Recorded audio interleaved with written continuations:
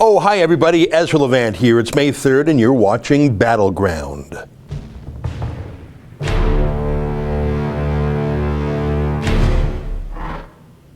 I like Fridays, I like Battleground because it's easy peasy. I don't have to write out scripts, I can use videos, I can have a stream of consciousness. My friend Justin provides video clips and other things that I call for in real time, so he has a stressful job. I just take it easy. And you have the fun part, my viewing friends, because you get to make any comments you like and ask me questions as you like. And it's called Super Chat. That's not my made-up word. That's what Google YouTube calls it. If you chip in a few dollars or any other currency, your comment is put in a bright highlighted color. I see it out of the corner of my eye because I got my laptop open here, so I read all those.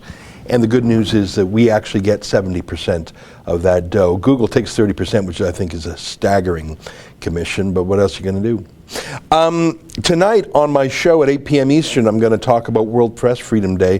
What an irony that day is, with governments censoring more than ever, but really delegating, contracting out their censorship to social media companies, which have as much power over your life as a government does. I put it to you that if you're kicked off the internet, that will affect your life more than almost any government decision other than should you be arrested.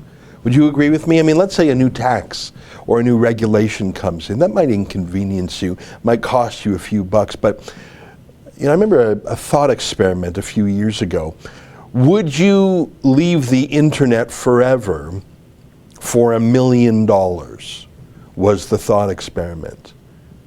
And I think for most people, the answer is no. Maybe $1 million, someone who was desperate or poor would say yes. But I think the average Joe or Jane would say no, because they would think no Facebook, no YouTube, no Netflix, no, so even our phones, no email.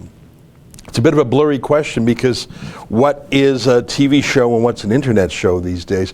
I think most people would say, no, I can't leave the internet at all. You're asking me to become like the Unabomber, living in a shed in the forest and hunting and killing my own food. I think just out of amusement and entertainment, we rely on the internet for almost everything, whether it's sports or movies or whatever. So I think that World Press Freedom Day is a terrible lie, because things have never been more censorious. And I say that as an introduction to our first subject today, namely Tommy Robinson, our old friend and our former employee, who is now running for the European Parliament. That's a thing. It's like if the United Nations suddenly could pass laws for every member state. I mean, it's horrific. That's a terrible dystopian future. Well, that future is now. In the European Union, there are 750 MEPs, members of the European Parliament. Imagine a legislative body with 750 people in it. How do you even have a debate? 750 people have something to say? Even if they only just spoke for 5 minutes each on something, that's going to take days and days for an opening. It's unwieldy, it's ridiculous.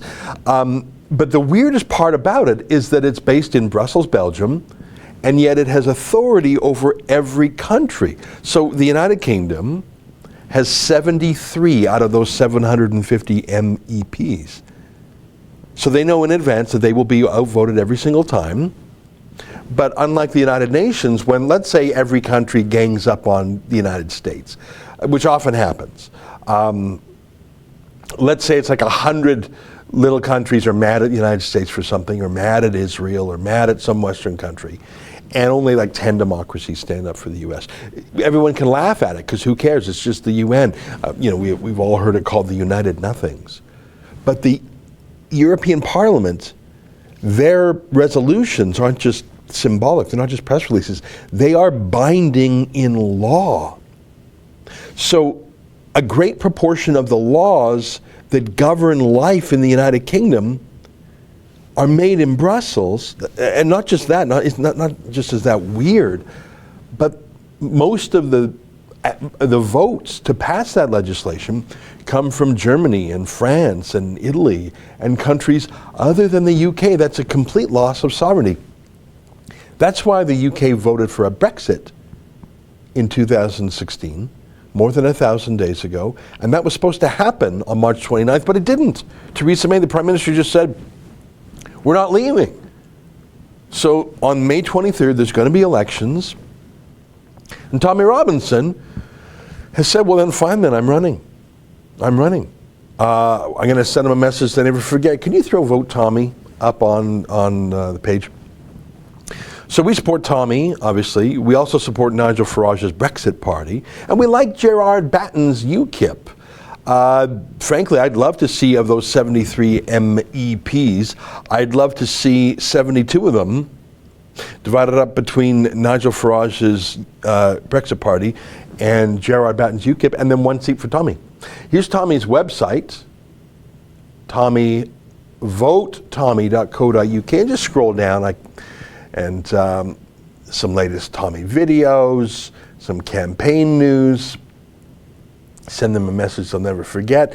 Now, obviously, you've got to be a Brit to vote. See, he's campaigning in different towns. You've got to be a Brit to donate. But all of us, of course, can watch and cheer. That's Tommy's letter to his people.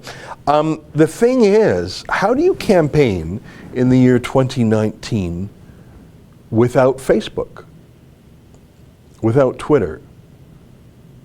Tommy does have a YouTube account, but it's extremely restricted. You can't find it by searching it. Go to YouTube and type in Tommy Robinson. You will not find his channel. You will not find any videos by him. Unless you know the exact URL to type in, you can't find it. You cannot share his videos. You cannot like them or dislike them. You cannot comment on them.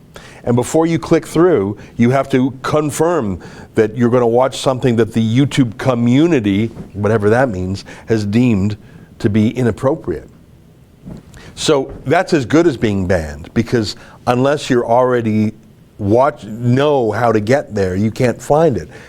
How is that not a greater meddling, greater interference with Tommy's campaign than anything a government would do? I said earlier, the thought experiment, would you leave the internet for $1 million? The internet, a change in the internet, a censorship, a deplatforming, does more to upend your life than just about anything a government could do. And really, not every government can even put you in prison. I mean, what can your city government do? I guess they might not take out your trash or something. Okay, so you take a trip to the dump yourself, I suppose, whatever. I can't think of, other than the police arresting you, and maybe some crazy thing the tax man might try and do to your company. It's hard to think of something the government could do to you that would be as upending of your life as what social media companies do every day. And yesterday there was a great purge. In the United Kingdom, Paul Joseph Watson had his Facebook shut down. He's great, and he's funny, and he's cynical, and he's conservative. He's never said a violent or hateful word in his life. Just shut down. Milo Yiannopoulos, a rascally rabbit of a guy, a bit of a provocateur, but not a drop of violence or thuggery, completely deleted. Laura Loomer, who briefly worked for The Rebel, same thing, just completely deleted. All these people are being unpersoned, and it's World Press Freedom Day. Well, I want to talk to you about Tommy's campaign, because Tommy's deplatformed everywhere, not just, even his best-selling book, Mohammed's Quran, El Chupacabra, chips in. Were the elections last night in the UK a precursor for the EU elections? Yes, most definitely, I think. But they were not contested by Nigel Farage's Brexit Party. So we don't know the true depth of it. I think the Brexit Party is going to win the most seats. But back to where I was a minute ago. So if Tommy can't campaign on Twitter, on Facebook, on social media, how's a guy going to campaign? Well, he's got the website. That hasn't been knocked down. Now his campaign set up a campaign Twitter account and a campaign Facebook page. Those were deplatformed too. So those aren't even run by Tommy.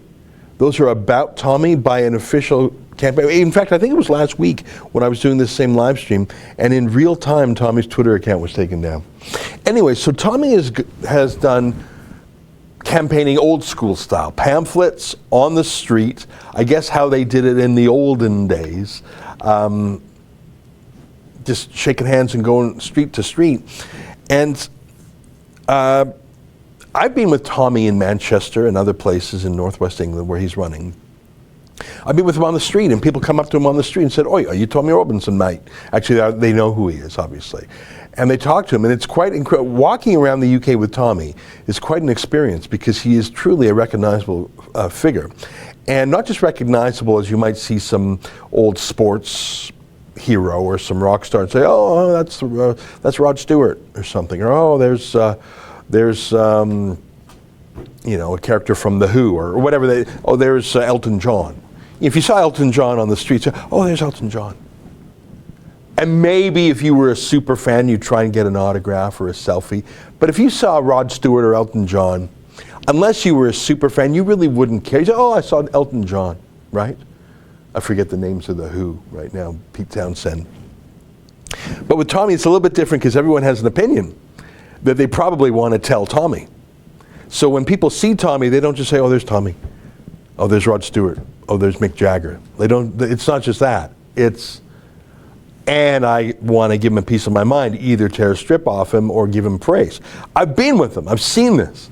It's everywhere. I mean, we pull into a gas station, a petrol station, and there's a reaction. We go in, we pop into a coffee shop just for a bottle of water or whatever. It's an incredible traveling circus is the wrong word, although sometimes it is a circus. Anyways, so there he is he's campaigning. Go back to the website just for 1 second, because when you're campaigning, you announce when you're going to be. That's where you're going to be. And you can see on his campaign website, scroll down, he's going to be in all these different towns and cities. Blackpool, Eccles, Prestwich, Middleton, Warrington. So he was in Warrington yesterday. And I've seen how it is. Lots of people coming up. He talks to people. Tommy makes a point of talking to his critics. Like, he doesn't run away from them. If someone insults him, he often says, "Well, what do you mean?" Or, "What's your source for that?" He does that, I think, because he takes things a little bit personally when people insult him.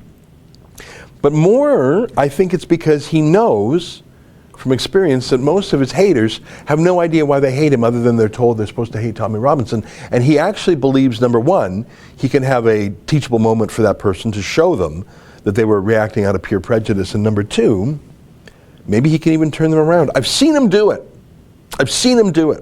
And frankly, I've seen him do it with Muslims who are a little edgy. They see Tommy engages them in a friendly way, and they leave. I'm not going to say friends, but friendly. You wouldn't believe how many British Muslims take selfies with Tommy. Now, maybe it's to joke to their friends, "Oh, look at this, bruv, I had a selfie with Tommy." But he engages them in conversation. But there in Warrington, Antifa came, and some extremist activists came. And one of them, do we have the milkshake vid? Not the long Tommy vid, but so Tommy was talking to one Muslim activist. And I'll let you see for yourself. Roll the clip. He was overly aggressive, jumping around like he was going to do something. He didn't do shit. The only person who pushed was a woman. No, you was, mate. We'll show you the footage later. So you come here very aggressively. You got over. Tommy, go on. That's what you get for being a fascist. Fuck off, you fucking Nazi prick. So he was talking to that Muslim guy who had been aggressive all day. Tommy thought he could talk to him, find out about him, whatever. And the guy just waited, and he just threw the milkshake right in his face. And that video has been watched 1,000,000 times since then. And I won't show you examples right now, but take my word for it when I say it was universally praised by the media and by politicians. Members of Parliament, senior editors of newspapers, they all cheered the assault on Tommy. Now in the UK right now, not only is there a crime wave of knife stabbings, but there's a crime wave of acid attacks. I have never heard of an acid attack in North America. I'm not saying it's never happened. I'm just saying I follow the news extremely closely. I've never seen such a case. In the UK, it happens every day.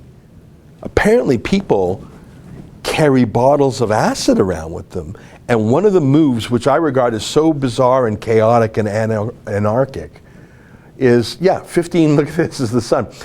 15 acid attacks in UK every week. As it's revealed, kids as young as 6 are carrying out sick assaults. Chilling police figures reveal one victim was just 2 years old. They were attacked while 2 girls aged 4 and 5 were targeted in Cumbria. Like, what are you even doing? Targeting kids? Like, what happens is they have these bottles, like a plastic water bottle that they replace with an extreme acid. And often they drive by, like on a little moped, and like hurl the acid at people. I don't know if it's against strangers or what it is. So if that status right, there's 2 acid attacks every day.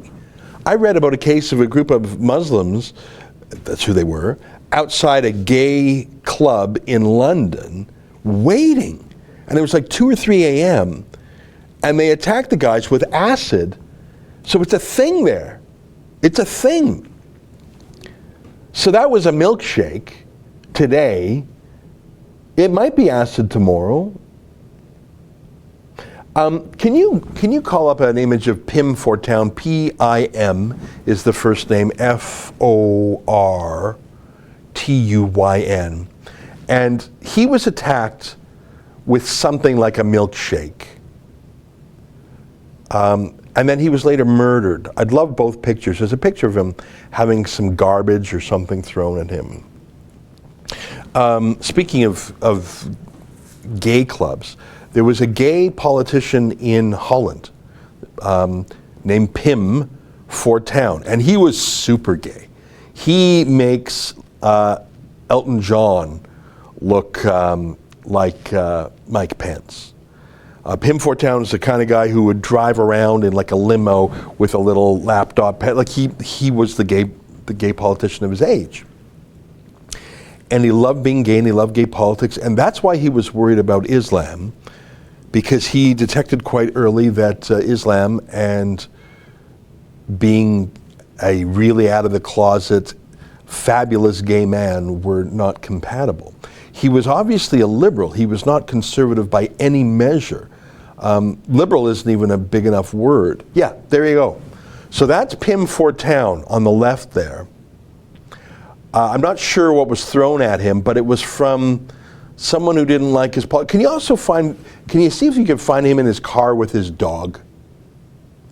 Because I'm just trying to paint the picture. It would be if Liberace, it would be like if RuPaul were a politician. Not quite that. He wasn't a cross-dresser that I knew about. So Pim Fortuyn, and he said uncomfortable things like Islam doesn't like gays. And I suppose that's uncomfortable to hear, but yeah. So I mean, maybe he's not quite like Liberace, but I mean, because those are just 2 friendly dogs. But he was pretty gay, and he was worried about Islam. And then can we get a picture of Pim Fortuyn dead? Because it's all fine and dandy when he has something thrown at him. I showed you the picture. He had something thrown at him. And then one day he's just dead. He's just dead. He was assassinated. I think there's a terrible picture. Maybe we shouldn't even show it. But I saw it this morning actually by chance. Okay, I'm going to show graphic photos, so if you don't want to see a graphic photo, turn away. Go ahead and show it. So warning, we're going to show you a picture of a dead man. And the reason I say that is because it's funny. There was a member of parliament who joked about milkshake. Go ahead, show it if you haven't. Yeah, sorry about that. There he is. Okay, let's take it off the screen now. Thanks. Lots of jokes about milkshakes. Very, very funny. And Tommy got a milkshake on him. Hilarious. And can you show a picture of the assailant in a taxi afterwards? So the guy who threw the milkshake at Tommy. Police escorted him away. They didn't arrest him. And then he got in a cab, and he was so excited about what he did. Here's a little clip that was posted to social media of him crowing about his victory over the great Satan, or the little Satan, or whatever they call Tommy. Take a look. Yes, bro. Yes, G. How are you, man? Respect, BB1, all the way. Did you even get nicked? Nah, bro. Yeah, man. Everything's blessed, alhamdulillah, man. Alhamdulillah, lana shukr. So I don't know if you can understand the accent there. Did you get nicked? That's how Brits say, did you get arrested? No, bruv. Everything was blessed, alhamdulillah. I'm not sure if I'm saying that Arabic word there, but it's a prayer word. It's I think it means by the grace of Allah, the most merciful. Can you play that again? So, did you get nicked? No, bruv. Everything was blessed by, and then he said that, I'm sorry, I'm mispronouncing alhamdulillah. Take a look at that one more time, though. Yes, bro. Yes, G. How are you, man? Respect, BB1, all the way. Did you even get nicked? Nah, bro.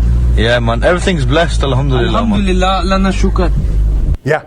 So a bit of a victory there. And if you're wondering if it had any religious political underpinnings, it certainly did. That was a victory for Allah. He was blessed by Allah. That's why he wasn't nicked, because he was doing Allah's work.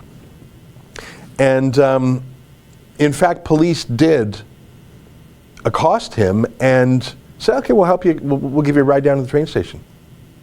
So that was actually, I think Tommy was actually assaulted 3 times when he was on the campaign trail. But I want to show you, can we now go to Tommy's vid? And can you scooch ahead to where he shows the assaults against him? So Tommy's got a new vid on his campaign page. Skip ahead to where he's showing how he was accosted on the street. So just skip over Tommy's own commentary and come to the first interaction. And Justin, what I'll say is I'll play this, and when Tommy comes up, we'll just take it out. So I just want to show the action on the street. Go ahead. So this is from footage that Tommy's people took, and Tommy has a new vid.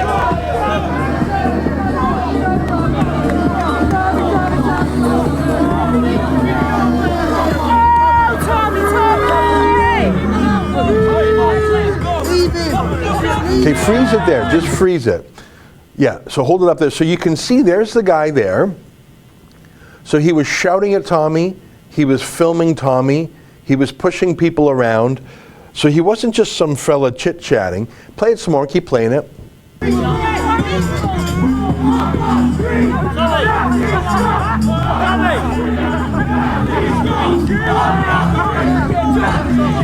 You see him there again.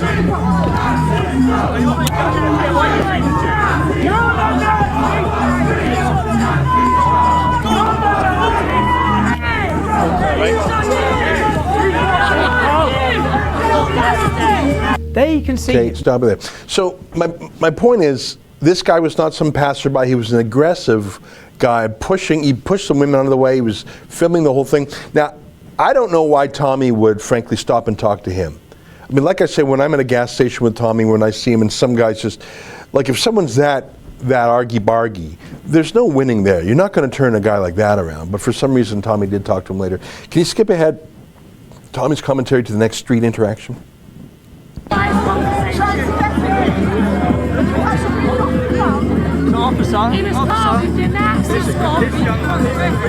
The women come with me, they point to the young Okay, skip ahead this. So, and go to the next part where there's a street. So Tommy's just explaining what was evident there, is that he was pushing those women away who said he assaulted me.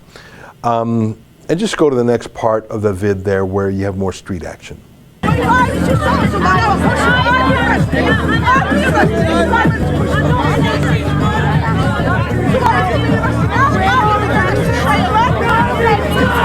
Okay, stop for a sec. You see that yellow vest and that hat? It's the woman that Tommy's talking to behind the woman who was assaulted. That's a cop. You can probably tell that signature police hat, and you can see her yellow vest. And Tommy is saying, why didn't you arrest him? Keep playing it.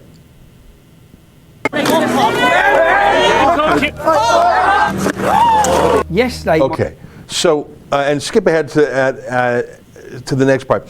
So So you saw, I think, 3 attacks there. I think there might have been a 4th. I think Tommy was spat on. He was punched by that one white guy. That Muslim guy threw the milkshake on him. But I pointed out the cops were right there. Go to the next street scene. There's the cop walking away. Turn up the volume. Okay, stop. Okay, now scroll it, because you can see the Muslim assaulter. He's hidden by the guy in the green jacket. Yeah, put right there. So you see, there's the cop, and there's the guy who threw the milkshake at Tommy. And he's not running away, hiding from his crime. He knows he will not be arrested. He's filming the cop. He's not being arrested by the cop. And the cop is leaving. Okay, play it and turn the volume up.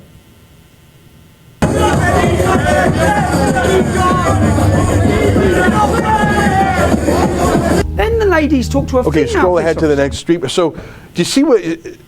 So the police were there. The police saw punch, milkshake assault, spitting. Police heard the 2 women, not Tommy, who was saying, I was assaulted. There was a female officer, and this male cop is just walking away. Why is he walking away?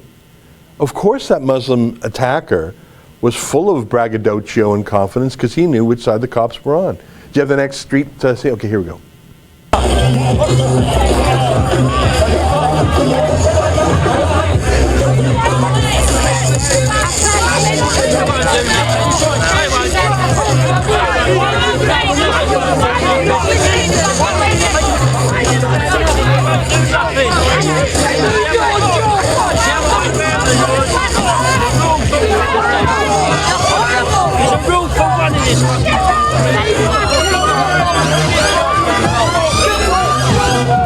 I am on a campaign. I think that's all the street footage in that video. I recommend people go and find it themselves. Can you do me a favor and scroll to the very end where there's the happy montage? Hold on that. I'll come back to that in a minute. But do you see my point, viewers? Oh, and I see some super chats. Let me take a second. Salim Mira says, I love you, Ezra and Tommy. GRT from Holland. Thank you very much for that. And a second comment. Ezra, you didn't notice my first super chat. I did see it out of the corner of my eye, but I just wanted to finish that comment there. Thank you for your super chat. So what do we have here? We have Tommy Robinson, who is a legally registered candidate who will be on the ballot on May 23rd in the northwest of England, running for one of the 8 seats in that region to be an MEP, Member of the European Parliament. This election should never have happened.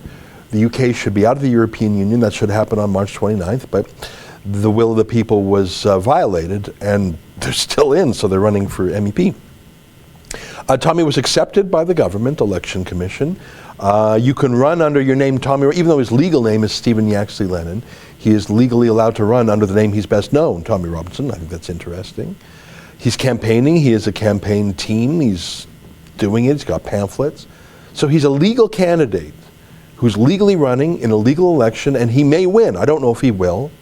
As I said last week, because there's 8 MEPs that will be selected, if the last 2 elections in 2014 and 2009 are any guide, Tommy could win that 8th slot with as few as 9% of the vote. In fact, one of the elections, the winner got 8.5% or something.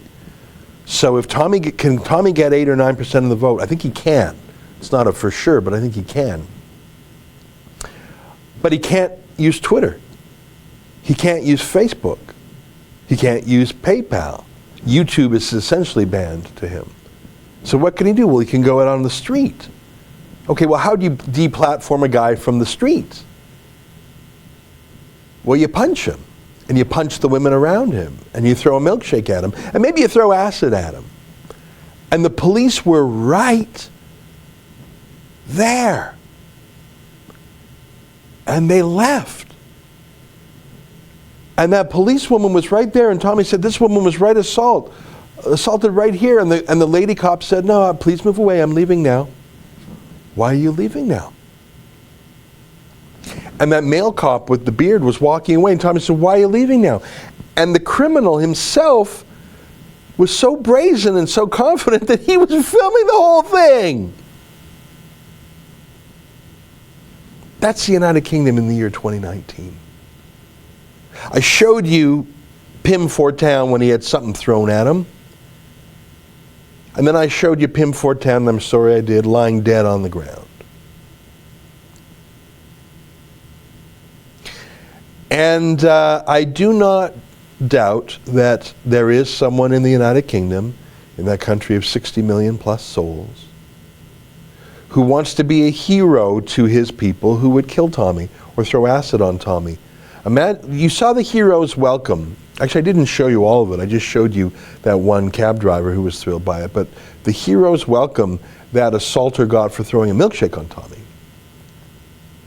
Imagine being the Antifa leftist, or quite likely a Muslim extremist, who throws acid at Tommy's face and disfigures Tommy forever, and maybe takes Tommy out of action for weeks, months, or even kills Tommy.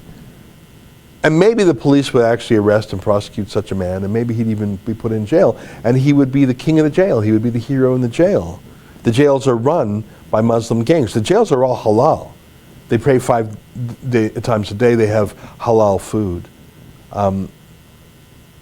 You'd be a hero, as that guy was. Now, Tommy made a video, and I showed you excerpts from it. I encourage you to watch the whole thing. And it is important to show you that that is not all of the UK. Can you play, so in the end of the video, Tommy did a montage of normal people, not the 15 Antifa shouters and assaulters. So I don't want to just depress you. I want to show you what real Brits think about Tommy. Take a look.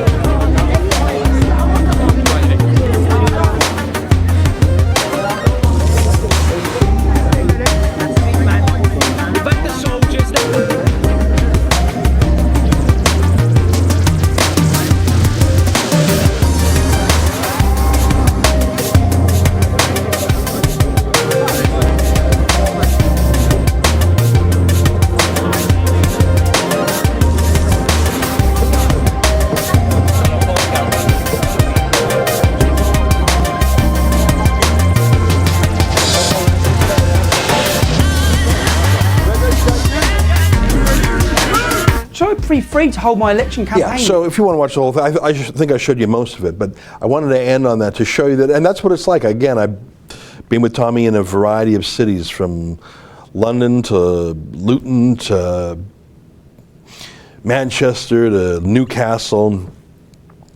And severely normal Brits love the guy. I think I told you once Tommy picked me up from Heathrow Airport, and I went down to where the cabs are. So Tommy parked his car there, and he got out, and his blinkers were flashing. He came over, and I came out and said, "Oi, Tommy," he said, and all the black cabs recognized Tommy, and they were coming out of their cabs and saying, "Oi, Tommy!" That's what it's like in that half of the UK.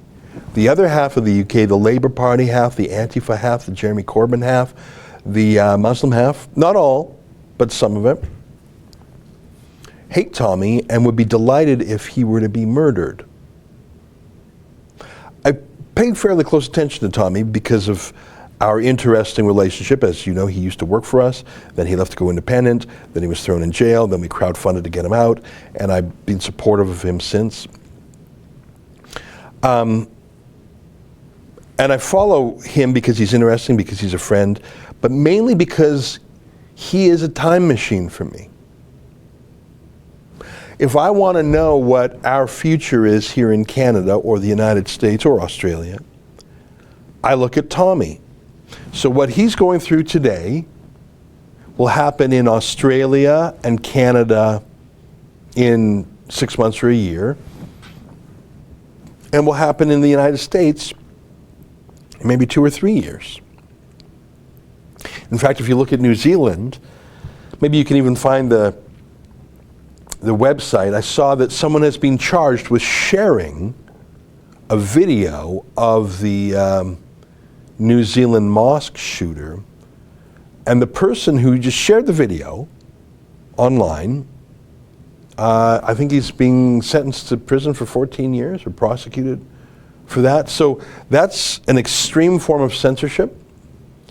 So New Zealand is really bad. If we can't find it, it's okay. Yeah, New Zealander pleads guilty to sharing mosque shooting video.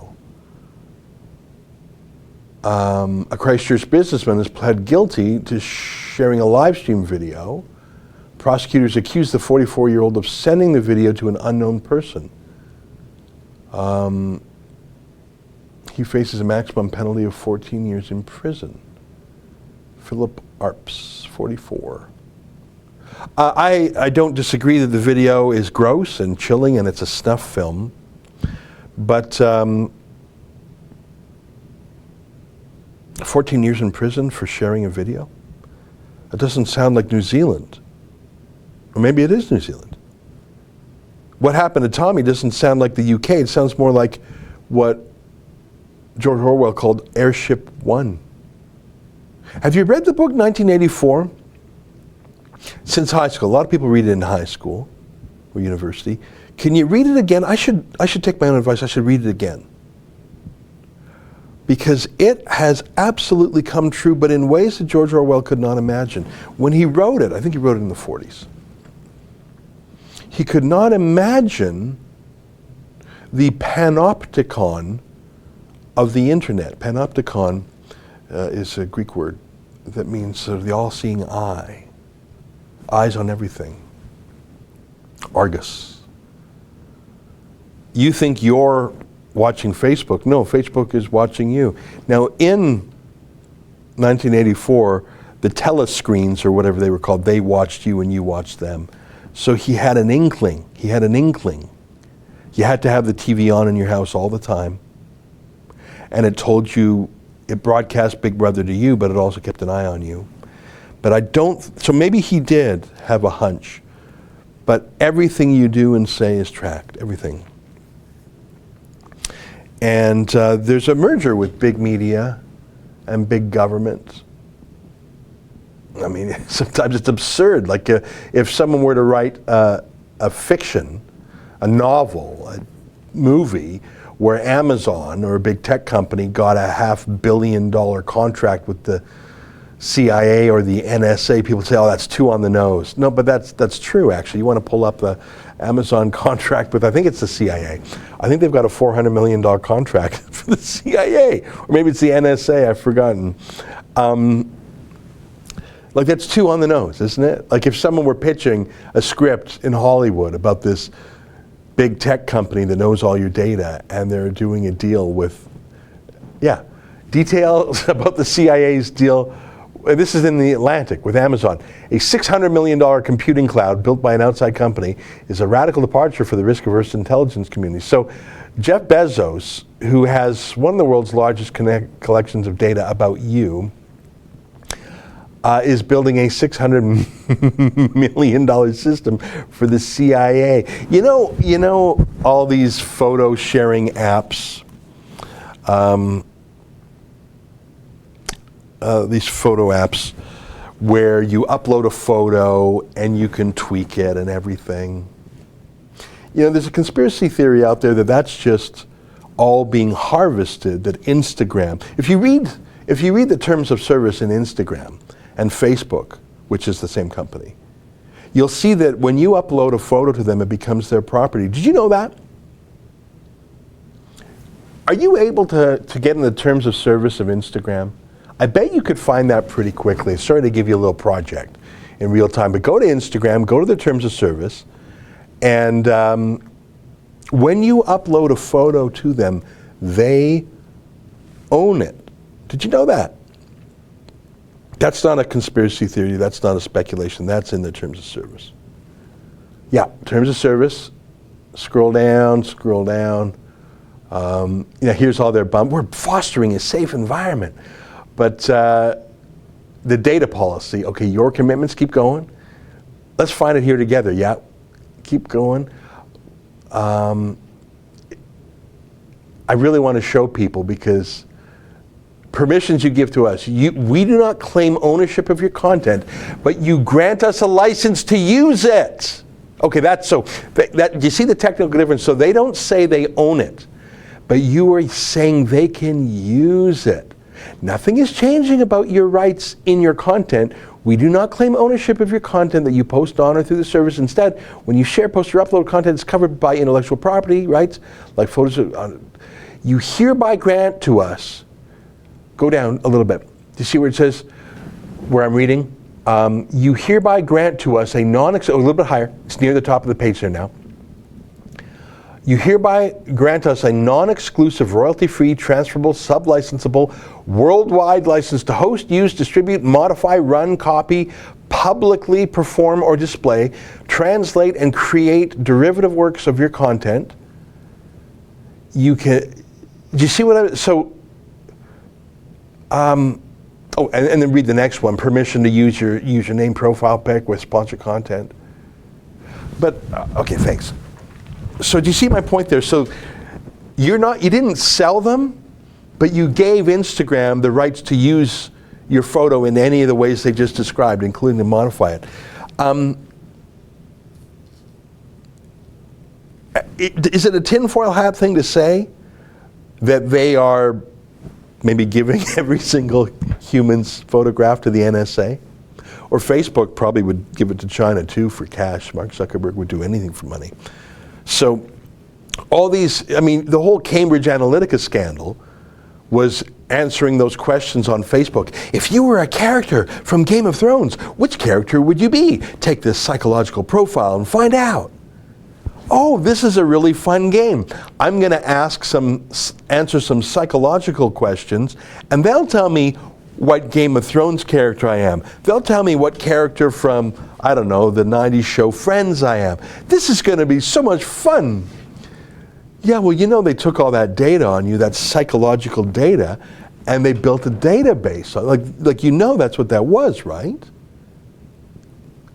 Would you, if there was some trend, there's all these trends, list your 5 jobs. Yeah, that's a security question on a lot of banks, right? What was your first job, or what was your first car, or who was your favorite teacher? Why would you just put that out there to be harvested? Is that me being paranoid? Well, I don't know. That's the world we live in. Let me read some more super chats here. I think I missed 1 or 2 of them. Proud Boys Calgary asked me about the carbon tax ruling. Let me find that. I saw that out of the corner of my eye. I didn't read it. There we go. Carbon tax court decision today. Predictions. If you're referring to Ontario, I haven't been following it closely. I predict that, I don't even want to predict. I don't have enough information to predict, so I would just be a guess. And let's see, we've got Hypatia. Tommy expertly kindles the flames of Zio Jihad. Surely he will reach the highest level of Limey Jana. All right, I don't quite understand everything you said there, but appreciate the super chat. As Sam says, Ezra, please ask Tommy to come to Bolton. Much love. Okay. Is Bolton in northwest England? I'm sorry, I don't know my geography well enough. I know that Tommy and his team propose to have him on the road pretty much all the time. So if it's in the northwest, he'll go there. If it's not in the northwest, he won't. Shug from Scotland says, research the Holodomor to find out the true enemy. Well, I know a little bit about the Holodomor. That's a Ukrainian word for famine. And it was a man-made famine caused by Stalin and the communists. And it was one part ideology and one part punishment. In fact, I've studied the Holodomor quite a bit, and one of the most terrifying, you want to call up Pavel Morozov? One of the most terrifying things, and I encourage you, the Wikipedia entry on Pavel Morozov, M-R-O-Z-O-V, is a good place to start. Now, with Wikipedia, you always have to take it with a grain of salt.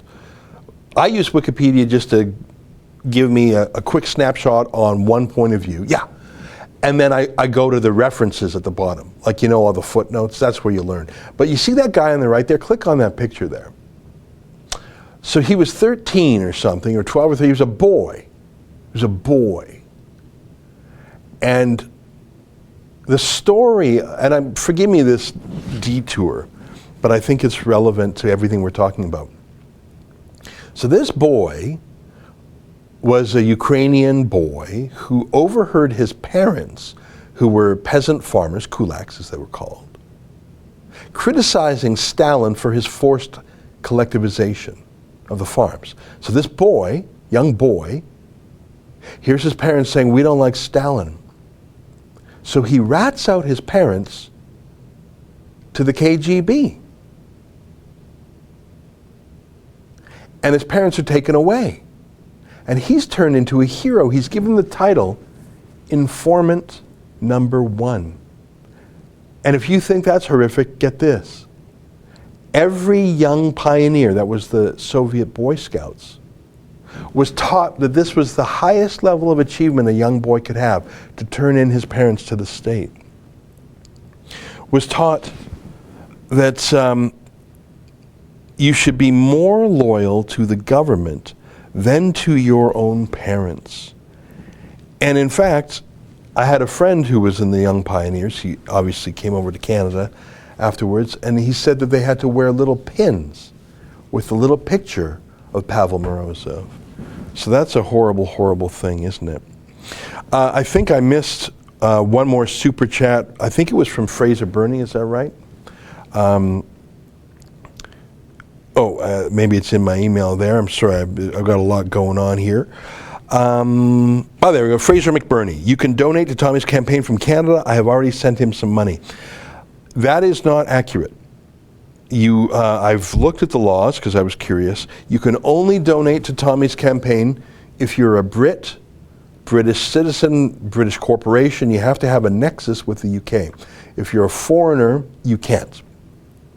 Just like you can only vote if you're a Brit.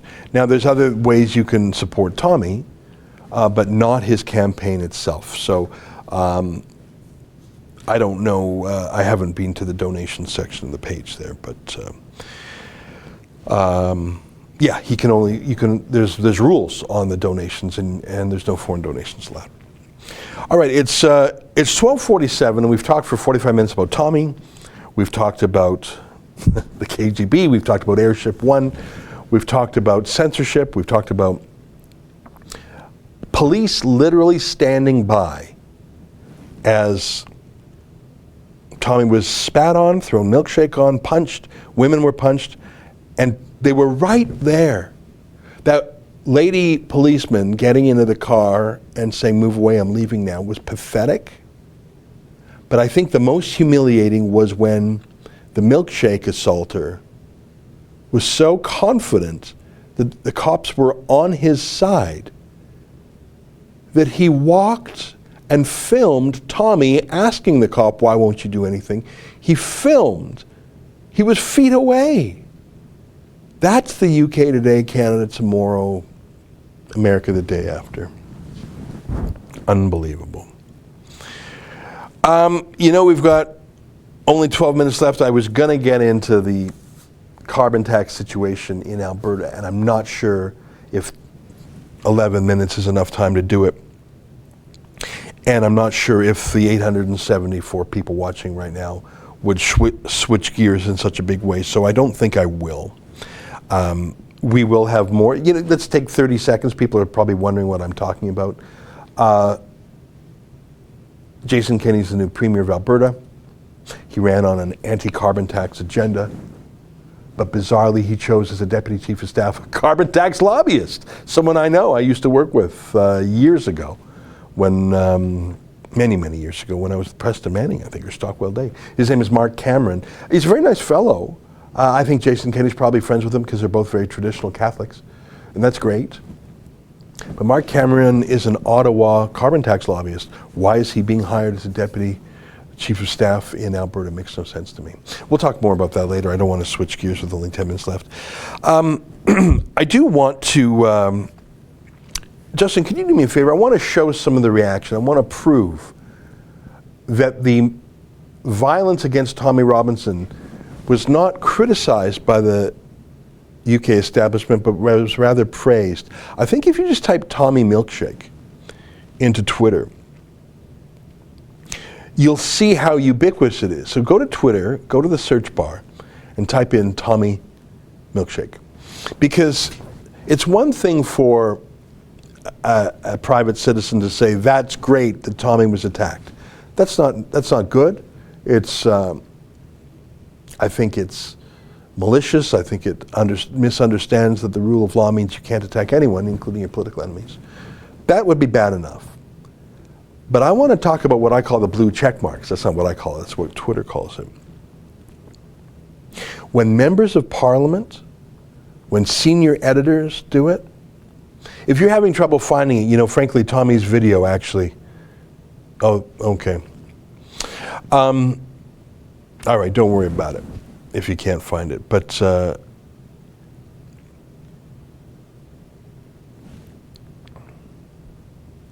senior editors from reputable newspapers, members of parliament. It's too bad. Maybe we're having an internet problem here. I see that on my screen things are a bit blurry. Well, you know what? I might wrap up today's show at this point.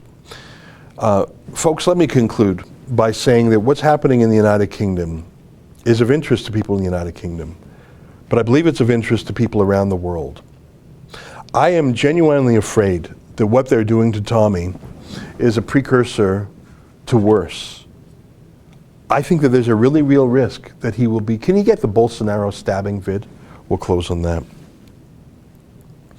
I'm worried about him going out in public because the police have sent the signal that you can assault Tommy with impunity. And I don't know if you know this, but the new president of Brazil, Jair Bolsonaro, who's outstanding, he's the Trump of Brazil. He was in a throng, and the leftists just went right up to him and just put a knife in him. In a huge crowd. Because he was so accessible, he just put a knife in him. And he lost 40% of his blood. Had he not got to the hospital so quickly, he would have died. In fact, I think he was in the hospital for 2 weeks right before the election. Now, he won. But he was this close to being assassinated. Look at this, look at this, look at this, look at this. This is Brazil, as you can see by the Brazilian flag. Look at this crowd. There's Bolsonaro in the yellow shirt. Look at all the hands, yellow shirt, shaking hands. Hi, everybody. Hi, everybody. We're weeks away from winning. And then in goes the knife. He's stabbed. He's stabbed. He was probably an hour away from death. If he had not got to the hospital as quickly as he did, he most surely would have been killed. They did it to Pim Fort Town. They did it to Theo Van Gogh. They do it all the time. Antifa, Islamic extremists, whatever, the common cause. Today it's a milkshake. Tomorrow it might be an acid attack. Tommy can't afford the kind of security that Salman Rushdie was given by Margaret Thatcher. I think it was Thatcher. Why is the UK government not only not protecting Tommy, but fleeing, withdrawing police when he's under attack? Look, I said it before. Yeah, let's show the milkshake one more time. Oh, on Twitter. Yeah, Kevin Maguire. Just hover over the name Kevin Maguire. Who's he? Daily Mirror Associate Editor, New Statesman columnist, Sutherland University visiting prof. And what is he saying? He says, anybody know of the brave young milkshake man who refused to be intimidated by a goading far-right thuggy extremist and his heavy says, okay, love to buy him a replacement drink. So, professor and columnist.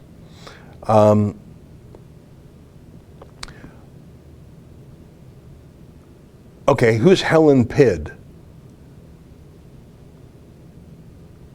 North of England editor of The Guardian. What does she say? He just kept talking to me. I kept moving location. I was the only Asian guy there. I said to him, I do not wish to speak to you on or off camera. I just got annoyed with him. A milkshake slipped out of my hand.